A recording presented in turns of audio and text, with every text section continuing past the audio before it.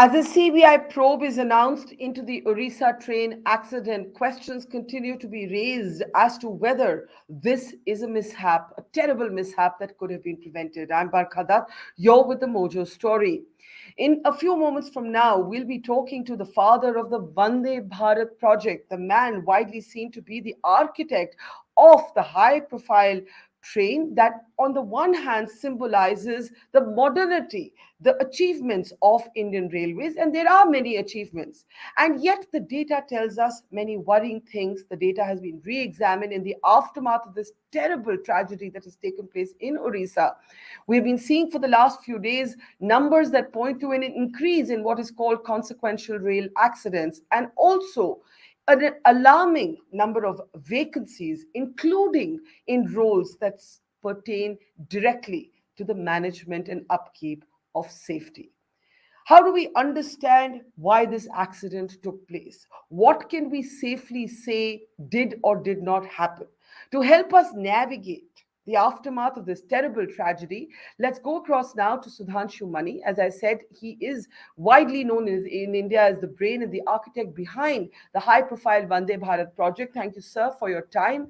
Let me start by asking you yes, there's a CBI probe, but there's a sense that this was a human error or a careless mistake. Basis what we know so far, what would you say, sir? Yes, so it is uh, reasonably sure that there was a human intervention, unauthorized human intervention, to disturb the signaling system such that the route for the train was set for the loop line, which was occupied by a heavy goods train, whereas the signals told the driver that he was taking the main line. He came at a very high speed, which was all right. But at the loop, he realized he was going on at the crossover. He realized he was going on the loop line. It was too late for him to do anything. There was a collision, and you know the aftermath. And the other train came, and a massive tragedy took place. Yes. So the human intervention is possible by the maintainer himself Hmm. under pressure of work to do the job quickly so that train running don't doesn't suffer, or any other reason. It could be a cavalier attitude to maintenance, callous attitude to maintenance. He bypassed certain thing in the system so that this erroneous signal would go to the driver. Uh, it could theoretically also be because of sabotage, as the government seems to think, and that's why a CBI probe. Otherwise, a CBI probe in a rail accident is unprecedented. It is the statutory body which does the investigation is commissioner of rail safety, which who's also doing the investigation. Yeah, I was just going Uh, to ask you exactly that. Sorry, I'm interrupting. That why is a CBI probe necessary if we do know, basis available fact, that actually, as you called it, it was an unauthorized, mistaken, maybe careless, maybe high stress human mistake. okay, so I cannot fully answer this question. I can, as I said, it is definitely a human intervention. Initial reports, so that's hearsay, was that there's some work was going on at a level crossing near the point at which the accident took place, and there was some short cut of working. Now, this theoretically, as I said, could also be because of collusion with some criminals. So, government, in its wisdom, has ordered a CBI probe. Uh, Ordering of a CBI probe itself shows that the government believes that there is some foul play. Uh, yeah, that's what I would say at this stage. Okay, let's see what the CBI says. You've pretty much made your own position evident. Let me ask you this: there's been a lot of debate around the Kavach, that if the Kavach had been available on this line, something could have been different. What do you say? Right. So, Kavach, first of all, we all must know, is a very, very powerful, comprehensive signaling system, unlike the ACD, the Raksha Kavach, which was tried out in NF Railway in early 2000s. This signaling system has been under development since 2011. By 2016, it was ready for rollout after trials. There was a lull for some time, but this minister has revived it, and we have about 1,500 kilometers where it is working today. Delhi, Mumbai, and Delhi, Howrah sections are also being provided with this system. Now, if this system was indeed provided here, it only follows the interlocking. Hmm. So it would not have known that the train is not going to the loop line. One Right. caveat, as the train approached the loop line, or rather, as the train approached the crossover, this Kavach system is intelligent enough through ground equipment to know that something is wrong. I am not going on the specified path, and immediately the system would have braked the train. Now, at 130 kilometers per hour, that brake would not have avoided the collision. It would have, it's a matter of second guessing this, but maybe the impact would have been reduced a little, but there would have been a heavy impact, heavy casualties in any case.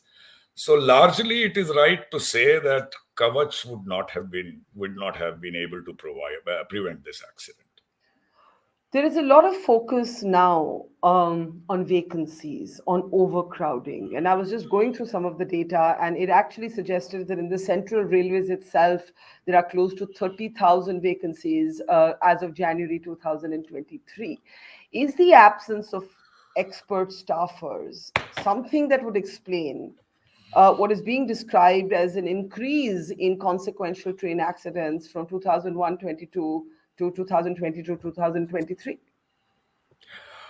Okay, so first of all, having worked in railways for my entire life, it is like other government department overstaffed. First of all, but Overstaffed and yet understaffed in key no, roles. I'm coming to that. So by and Yeah. large, vacancies as such don't tell me anything. There are safety categories.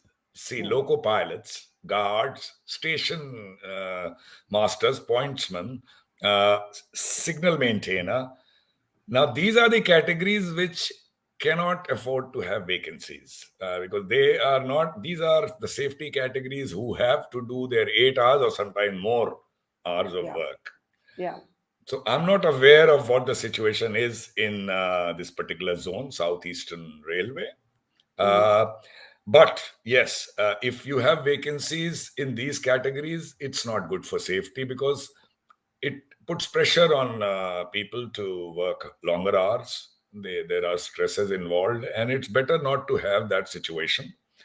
Uh, of course, in this particular case, if it is a maintainer who has done this, it is not so much because of vacancies, it would be more because of the pressure of train operation.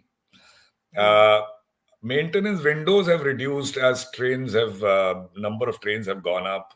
So there is pressure of keeping the trains running.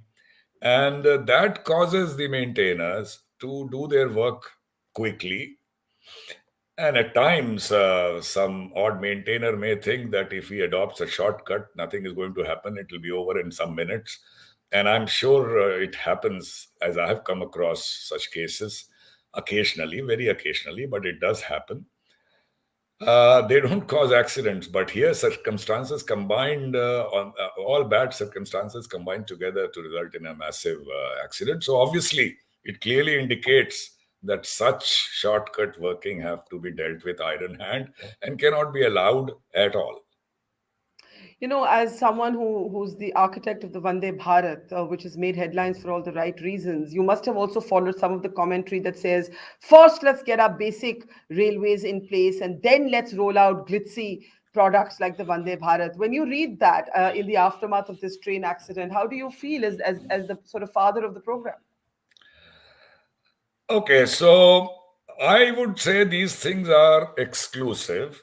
More and more Vande Bharat or more and more, swankier station as the government focuses on is all right. I don't find anything wrong with that. In fact, as the creator of the train, I'm happy that more and more trains are being turned out. But uh, more focus is definitely required for upgradation of tracks, and for signaling safety equipment. For example, Kavach. At this point, I would think that Kavach is a great development. It is a great Indian development, and there should be more focus to install Kavach in a faster mode. So I would sum up by saying that although these things don't have the visibility like the train has or a swanky station would have, uh, but the government's job is to focus more on track upgradation. It will help in many ways. You will be able to increase the speed of Vande Bharat Express, which cannot run beyond 130 on most of the, except one route. And safety would also improve with upgradation. And Kavach, of course, can increase the line capacity, and it is safer. So there's a double advantage, and I see. And nowadays, there's no shortage of money. You must realize this government has increased the capex by 4 or 5 times. What used to be 50,000 crore is 2,60,000 crores this budget. So money is not a problem. Focus and execution of such works needs to be So, improved. so you're also saying that you would rather that the government prioritize the upgradation of tracks rather than rolling out 200 Vande Bharat trains. Uh, Look here, the agencies which would do this work, those who turn out the trains, those who make stations, and those who do signaling work or track work are different. They are Yes, different departments. So, yes. as I said, they are not mutually exclusive. While the focus on trains and stations can continue, definitely more focus is required for track upgradation and Kavach and safety works. Definitely. When you read headlines of trains, Vande Bharat damaged by cattle hitting it, we have many kinds of problems for the Yeah, railways, yeah, right? There's an image of that there on your screen. I yeah, mean, yeah. how do you respond to that?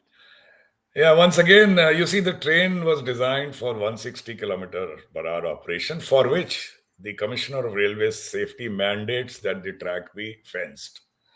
Uh, One may say it's not easy in India, but I don't agree. We have expressways now which are fenced and they are working perfectly all right. Right. So, in a way, trains have come faster, but the track upgradation has not kept pace. And that's why you have these instances of buffeting even human coming onto the track. Trains have Yeah. a right way.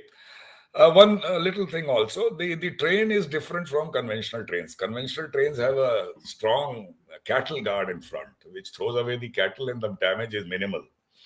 In case of Vande Bharat, because it's a fast train, so we have an aerodynamic profile, and that ugly, if I can call it ugly, cattle guard cannot be kept in front. So it's more Yes. vulnerable. And it makes a good headline when Vande Bharat is damaged. Put things in perspective, daily average number of cattle run over on Indian railways on a daily basis is 20 per day. So you don't hear of that at all. But in case of Vande Bharat, it makes headlines. So government should be sensitive to that also and complete this fencing work, which is part of Yeah. the application of track more Yeah. quick. Yeah. Let me ask you a last question. If there's one thing, one lesson that you think really urgently needs to be learned from this Odisha train accident, what would it be? Yeah. So this is something that I've also been thinking over. It's not a joke. We have killed 300 people near about. Yeah. Uh, so was it something which was prevalent and pushed under the carpet? I don't know. This probe should tell us that. If it was, and it's possible it was, then head should roll right at the top because you have played with the. Define right at the top. The I, opposition, of course, wants the railway minister to resign. Is that what you mean? What is right at the top? No, I will. So, in case of executives, it's not a question of moral responsibility, it's a direct responsibility. A minister does not have direct responsibility. When Lal Bahadur Shastri resigned or when Nitish Kumar resigned, they took a moral responsibility of the mishap. So, it's Mm. left to the individual what kind of moral responsibility he or she assigns to himself or herself. But in case of railway management, if such things were pushed under the carpet, it is criminal negligence, and that should. So I'll not define which particular officer, but definitely not the signal man or the ASM in such a case. But if it is a one-off case, then it's an aberration, and I'll not say what I've just said. In that case, minds have to think. How this is a system prevalent in West also. This kind of access to equipment is possible in West, but we have a different milieu here. So we have to think how to make this access more and more difficult. And it's not a subject one can immediately give a solution on, but very, very rapidly we have to think of that and devise a solution where the access has to be so regulated that this becomes almost impossible to do. Right now, if it's the maintainer, imagine it's the maintainer himself, something what he's authorized to do in an unauthorized manner. Yeah, it's been a grim week for India. Terrible images out of Odisha, and if we don't learn from it and we just move on to the next headline, well, shame on us then, I think. Thank you, Mr. Mani. You've learned a lot. You spoke very clearly, focused on the facts, not on the noise, and we're grateful to you for that. Thank you very much. Thank you. Take care. Thank you for having me. Thank you. Thank you, sir. We started Mojo right here in this basement. Just 4 people. And now we're about to hit our first 1 million subscribers. So this is to say thank you to all of you for your support, for your respect, and for your encouragement. We've always gone to where the story is. During the pandemic, when television's big anchors were hunkered down in their studios or at their homes, we hit the road. We traveled from Delhi to Kerala, covering 30,000 kilometers in a small car, reporting from inside ICUs and inside slum tenements. Whether it's flash floods or war zones, we've always put our boots on the ground. In fact, we're just back from Punjab, tailing the Khalistani fugitive Amritpal Singh. And through all of this, we have always put you, the people, first. In an age of partisan polarized media where most journalists are either chamcha ya morcha, we believe the story is sacred and the truth of the story is what matters. And now as we get ready for the next step, we need your help. Become a Mojo member and get first access to all our big interviews. Get a chance to ask our newsmakers questions. Get a chance to write and report for us for both our website and our channels. And also, interact with me and my colleagues directly through AMA sessions. Literally, ask me anything. Click on the join now right next to the subscribe button, and yes, also subscribe if you haven't yet, and become a Mojo member for just 159 rupees a month. Hope to see lots of you in our community. It's great to see you here. Thank you for watching our work. If you haven't subscribed yet, don't forget to click the bell icon and subscribe to Mojo Story and support independent, robust journalism.